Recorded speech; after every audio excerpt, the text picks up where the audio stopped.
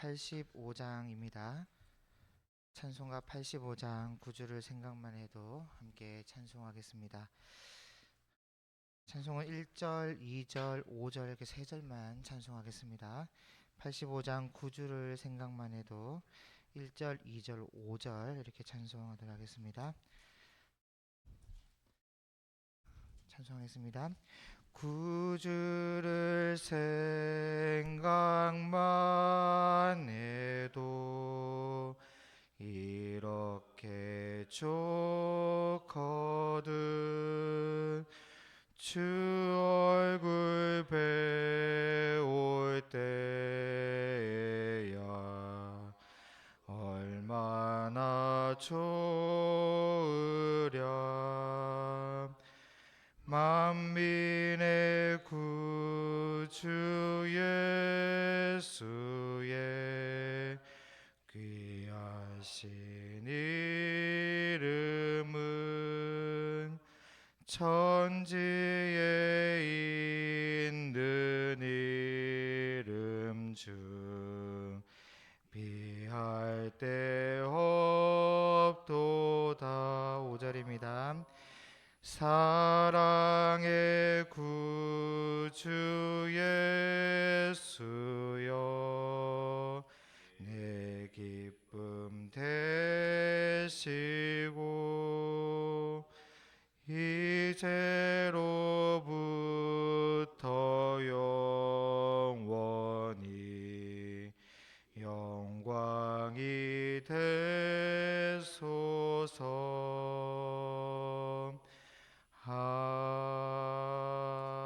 아멘. 사도신경으로 신앙 고백드립니다. 나는 전능하신 아버지 하나님 천지의 창조주를 믿습니다. 나는 그의 유일하신 아들 우리 주 예수 그리스도를 믿습니다. 그는 성령으로 잉태되어 동정녀 마리아에게서 나시고 본디오 빌라도에게 고난을 받아 십자가에 못 박혀 죽으시고 장사된 지 사흘 만에 죽은 자 가운데서 다시 살아나셨으며 하늘에 오르시어 전능하신 아버지 하나님 우편에 앉아 계시다가 거기로부터 살아있는 자와 죽은 자를 심판하러 오십니다. 나는 성령을 믿으며 거룩한 공교회와 성도의 교제와 죄를 용서받는 것과 몸의 부활과 영생을 믿습니다. 아멘. 오늘 함께 살펴보실 말씀은 아모스 5장 1절에서 17절까지 말씀입니다. 12월 9일 본문입니다. 아모스 5장 1절에서 17절까지 말씀입니다. 성경을 봉독하기 전에 장례 광고를 먼저 드리겠습니다. 김은식 집사님의 부인인 고 왕미영 집사님께서 어제 소천하셨습니다. 황금요양병원 장례식장에서 오늘 오후 4시에 입관 예배가 있으니 성도님들의 많은 위로 부탁드립니다. 교회 출발은 오후 3시입니다.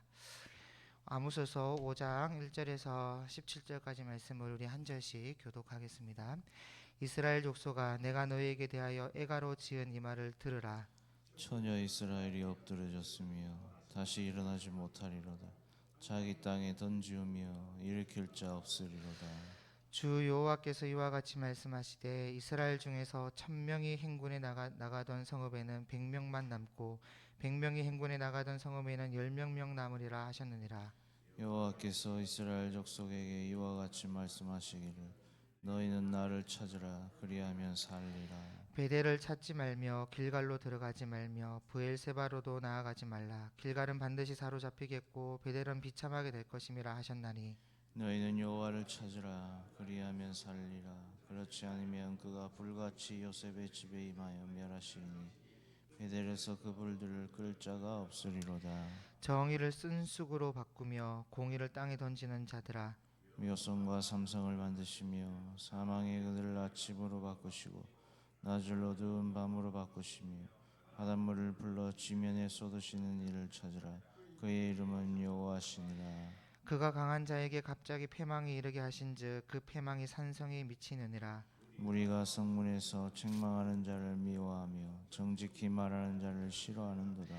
너희가 힘없는 자를 밟고 그에게서 미래의 부당한 세를 거두었은즉 너희가 비록 다듬은 돌로 집을 건축하였으나 거기 거주하지 못할 것이요 아름다운 포도원을 가꾸었으나 그 포도주를 마시지 못하리라. 너희의 허물이 많고 죄악이 무거움을 내가 아노라.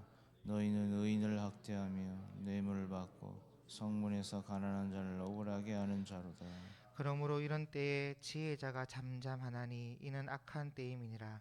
너희는 살려면 선을 구하고 악을 구하지 말지어다. 만군의 하나님 여호와께서 너희의 말과 같이 너희와 함께 하시리라. 너희는 악을 미워하고 선을 사랑하며 성문에서 정의를 세울지어다. 만군의 하나님 여호와께서 혹시 요셉의 남은 자를 불쌍히 여기시리라. 그러므로 주 만군의 하나님 여호와께서 이와 같이 말씀하시기를 사람이 모든 광장에서 울겠고 모든 거리에서 슬프도다 슬프도다 하겠으며 농부를 불러다가 애곡하게 하며 울음꾼을 불러다가 울게 할 다 것이며 같이 읽겠습니다. 모든 모든 포도원에서도 울리니 이는 내가 너희 가운데로 지나갈 것임이라. 여호와의 말씀이니라. 말씀이니라. 아멘.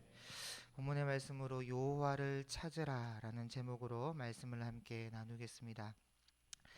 오늘 말씀은 아모스 선지자가 이스라엘의 죄악을 냉정하게 고발하면서 이스라엘의 심판을 예언하고 있는 동시에 구원받을 수 있는 살 수 있는 방법 또한 함께 말씀하고 있습니다.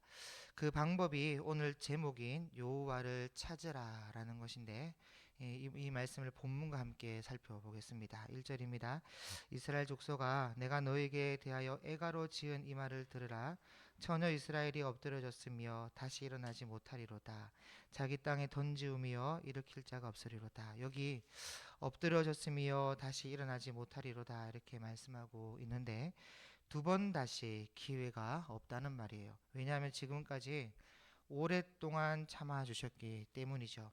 하나님의 사람으로부터 이 북이스라엘을 위해서 하나님의 사람으로부터 엘리야와 엘리사 또 요나, 호세아, 아모스까지 계속 참아주고 기회를 줘도 돌아오지 않았기 때문에 한 번 넘어질 때 두 번 다시 일어나지 못합니다. 그래서 이 말씀 이후로 한 30여 년이 지나면 그러니까 아모스가 BC 760년에서 750년 그 어간에 와서 외쳤으니까 한 30여 년 뒤에 721년에 아수르에게 멸망당하는데 그 이후로 영원히 일어나지 못해요.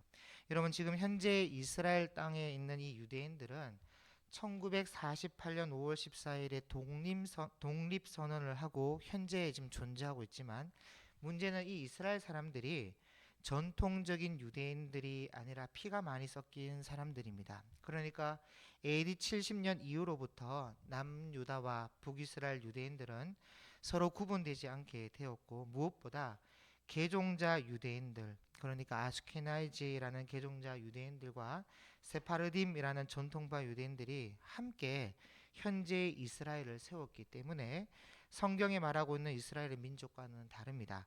그래서 지금 아모스가 애가를 부르고 있는 이 시점에 이 유대인들이 북이스라엘 열 지파들의 마지막 전통성을 가진 민족들이었고 아수르에 멸망당한 이후에는 더 이상 일어나지 못해요. 그래서 주 여호와께서 이와 같이 말씀하시되 이스라엘 중에서 1000명이 행군에 나가던 성읍에는 100명만 남고 100명이 행군에 나가던 성읍에는 10명만 남으리라 하셨느니라. 10분의 1만 살아남는다.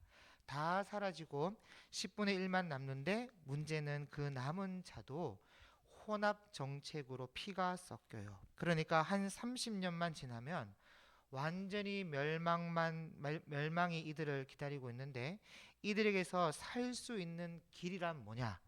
이 30년이 지나기 전에 여호와를 찾아야 된다는 겁니다. 그래서 4절에 여호와께서 이스라엘 족속에게 이와 같이 말씀하시기를 너희는 나를 찾으라 그리하면 살리라. 여러분 얼마나 간단합니까? 나를 찾으라 하는 그 하나님만 찾으면 살 길이 있다는 것인데 얼마나 간단해요. 그런데 5절에 보면 베델을 찾지 말며 길갈로 들어가지 말며 브엘세바로도 나아가지 말라. 이 말이 무슨 말입니까?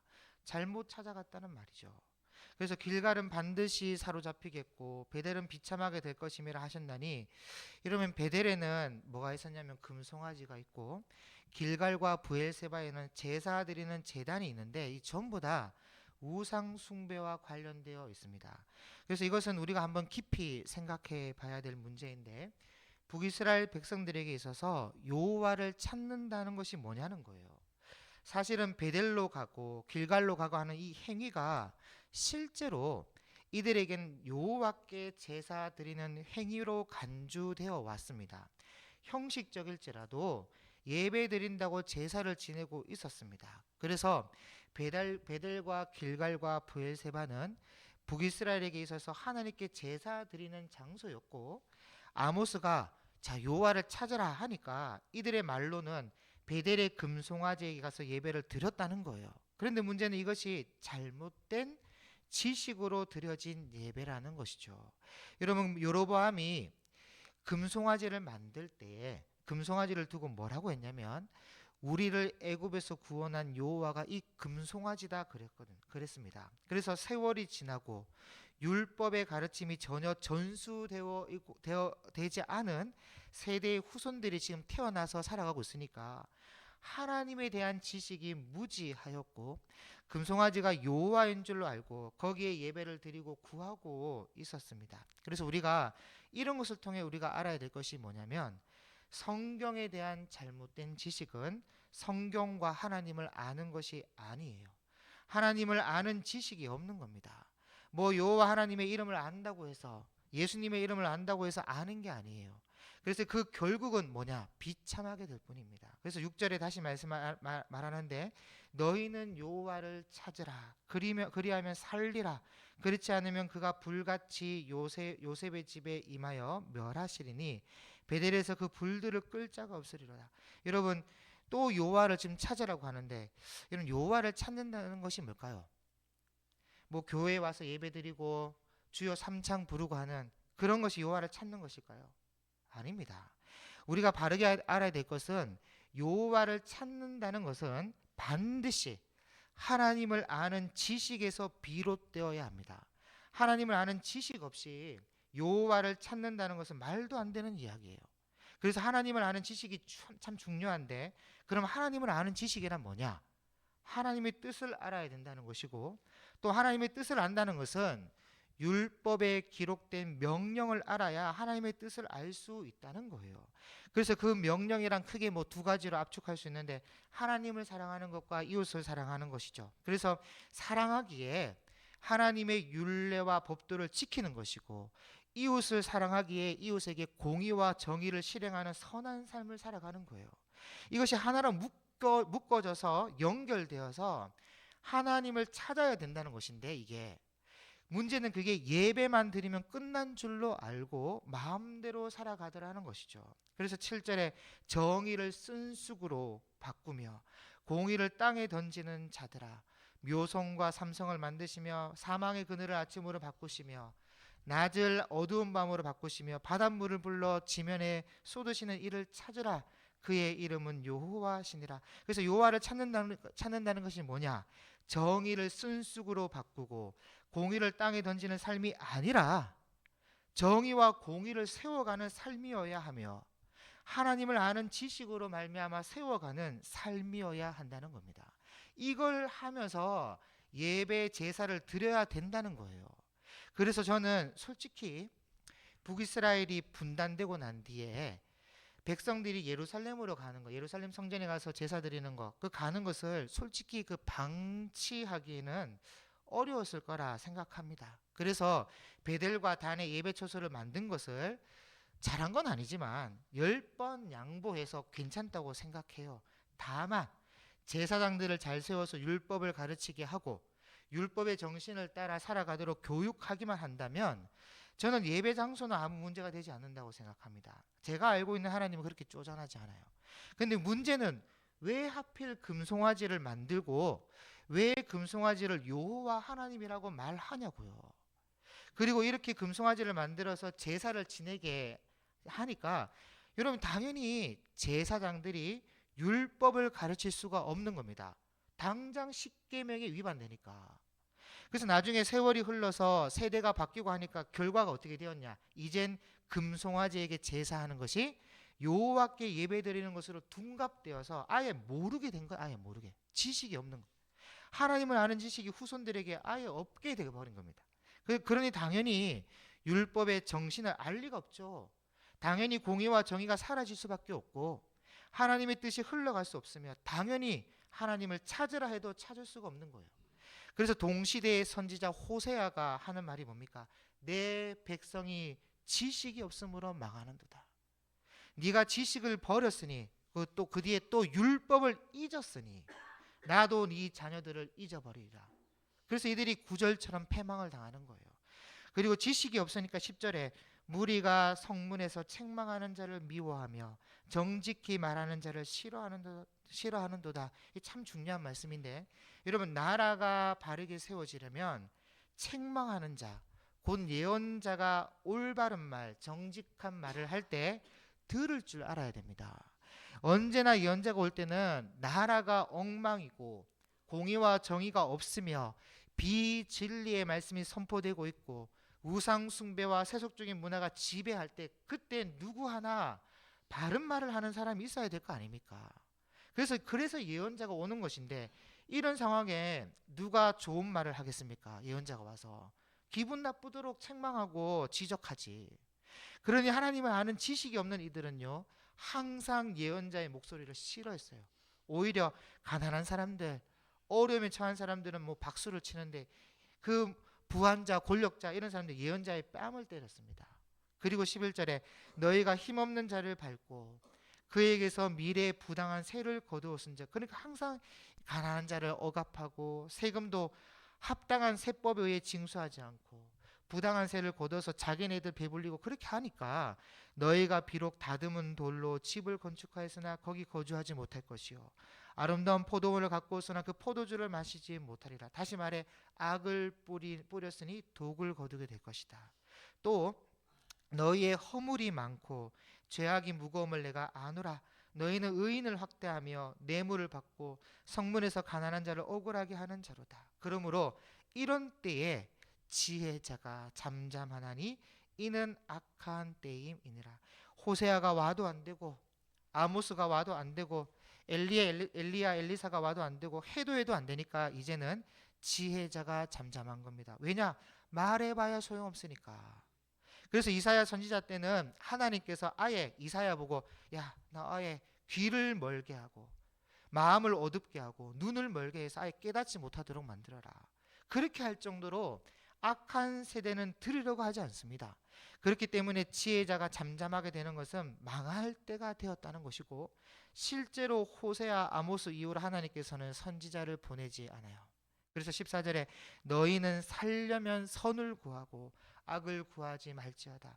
만군의 하나님 여호와께서 너희의 말과 같이 너희와 함께 하시리라. 자, 이 말이 뭐냐? 여기 여호와께서 너희의 말과 같이 너희와 함께 하신다. 이 말이 무슨 말이냐면 거짓 선지자들이 항상 하나님이 우리와 함께 하신다 이런 말을 하고 다녔거든요. 그런데 문제는 이게 전부 다 아첨하는 말이고 이중성이 있는 말이에요.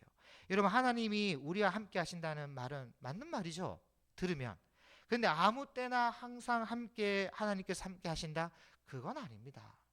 하나님의 뜻과 마음에 따라 달라요. 지금 아모스도 그렇고 호세아도 그렇고 예언자들은 지금 회개하지 않으면 하나님이 너희를 떠나고 재앙이 몰려올 것이다 하고 있는데 거짓 선지자들은 권력층 옆에서 염려하지 마십시오, 하나님이 우리와 함께 하십니다 이렇게 말하고 있으니까 옳은 말이 거짓말이 되는 것이고 옳은 말이지만 함정에 빠지는 말이 되는 거예요. 이중성이죠. 그래서 하나님께서 지금 하시는 말씀이 좋다.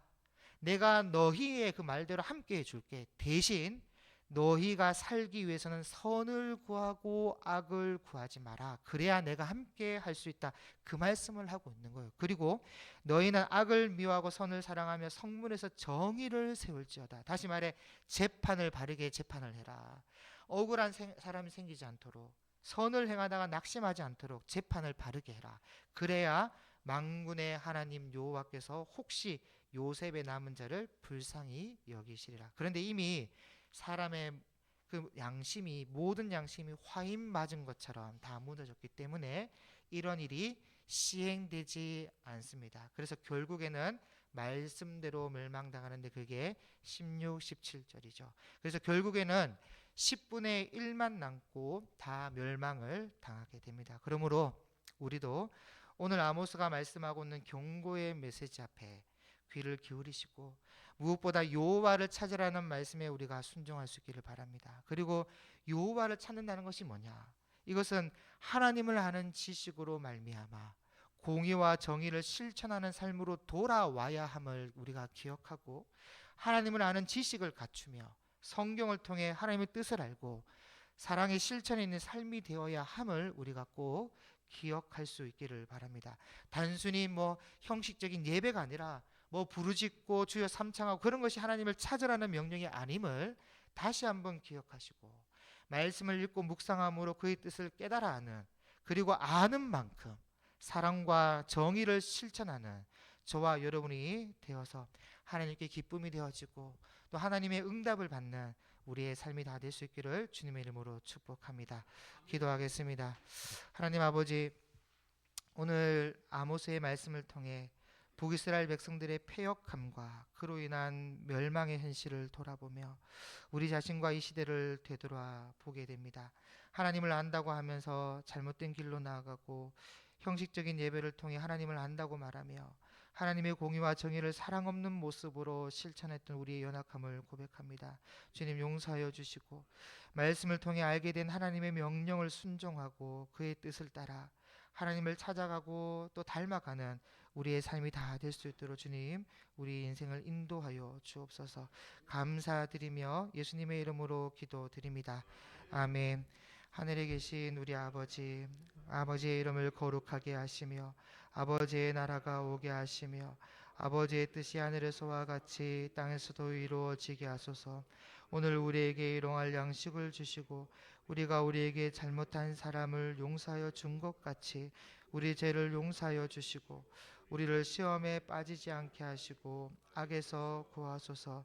나라와 권능과 영광이 영원히 아버지의 것입니다. 아멘. 오늘 월요일 기도 제목을 드립니다. 교회 리더십을 위한 기도입니다. 교회를 이끌어 가시는 담임 목사님과 부교육자들이 성령으로 충만하고 영육 간에 강건할 수 있도록 기도해 주시고 예배 선교 양육 훈련 교제의 기둥을 든든히 세워서 주님이 바라시는 건강한 교회로 성장할 수 있도록 기도해 주시며 교육자와 당회원 중직이 한마음 한뜻이 되어 성령의 하나 되게 하심을 힘써 지키는 교회가 되도록 주일학교 교사들과 청년 리더십들이 말씀 교육과 영혼 사랑으로 무장되도록 또 다음 세대를 세워가는 교육자와 교사들이 성령 충만케 하셔서 목자의 심정을 부어주셔서 생명을 살리는 귀한 사역을 잘 감당할 수 있도록 또 다음 세대를 위한 G2G 비전 센터의 꿈이 구체화가 될 수 있도록 이것을 두고 함께 기도하고 개인 기도하도록 하겠습니다. 기도하겠습니다. 하나님 아버지, 은혜를